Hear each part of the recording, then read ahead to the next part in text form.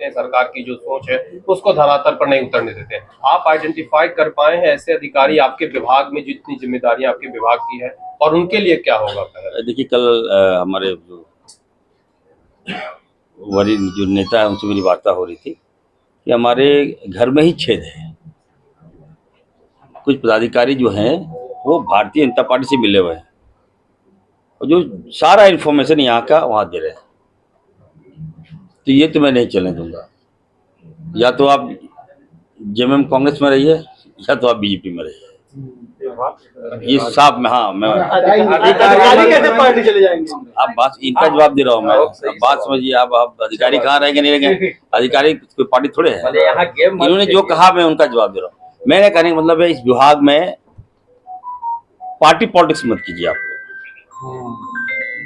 ठीक है? कोई गोपनीयता जो मैं काम कर रहा हूँ ये गोपनीय मेरे अंदर होना चाहिए। गोपनीयता लीक होगा उस पर कार्रवाई करूंगा। पदाधिकारी स्वतंत्र होते हैं, सरकार के वो अंग होते हैं। आज मैं सरकार में हूँ, वो आप मेरे हैं, कल भाजपा की सरकार की होगी तब उसका काम कीजिएगा। लेकिन जहां रहिए आप लोग ईमानदारी से रहिए।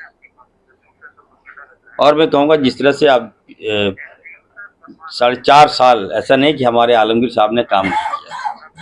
आलमगीर साहब हमारे अनुभवी नेता रहे हैं, उन्होंने काफ़ी अच्छा काम किया।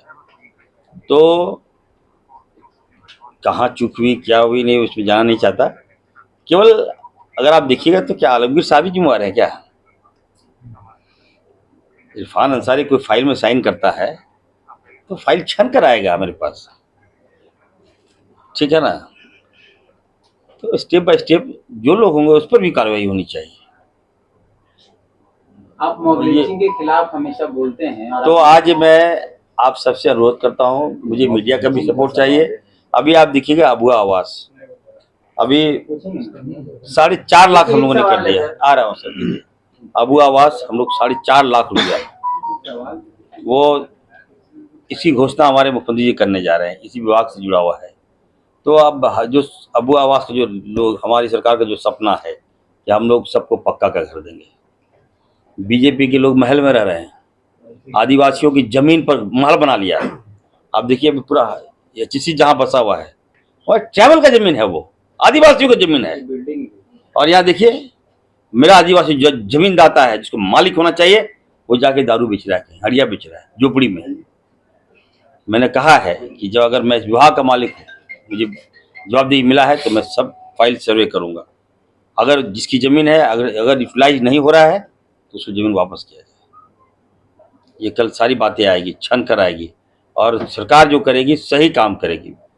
इरफान अंसारी को मैं बार बार बता दे रहा हूँ, मीडिया आप लोग भाजपा को बता दीजिएगा, इरफान अंसारी के पास किसी चीज़ की कमी नहीं है। दादा परदादा मेरा इतिहास पता कर लीजिए। मेरे पिताजी जब हम पैदा हुए थे तब मेरे पिताजी फुरकान साहब ग्रामीण विकास मंत्री थे। जब हम होश में आए तो मेरे पिताजी रोड कंस्ट्रक्शन पथ निर्माण मंत्री हुए। अब मुझे जवाबदेही मिली है तो मैं इतना अच्छा काम करके दिखाऊंगा। मुझे कमाने खाने के लिए बहुत है, मेरे पास बहुत कुछ ऊपर वाले ने दे दिया है। और बीइंग डॉक्टर आप देखते होंगे, मेरा आप लोग पोस्ट भी देखते होंगे, मैं लोगों का काम करने के लिए आया हूँ, लोगों का विकास करने के लिए आया हूँ। अपना सब कुछ हम लुटा देते हैं। अगर सैलरी भी अगर आप देखिएगा तो सैलरी का लगता है कि 5,000 रुपये हम अपने में खर्च करते होंगे, सारा जनता को लुटा देते हैं।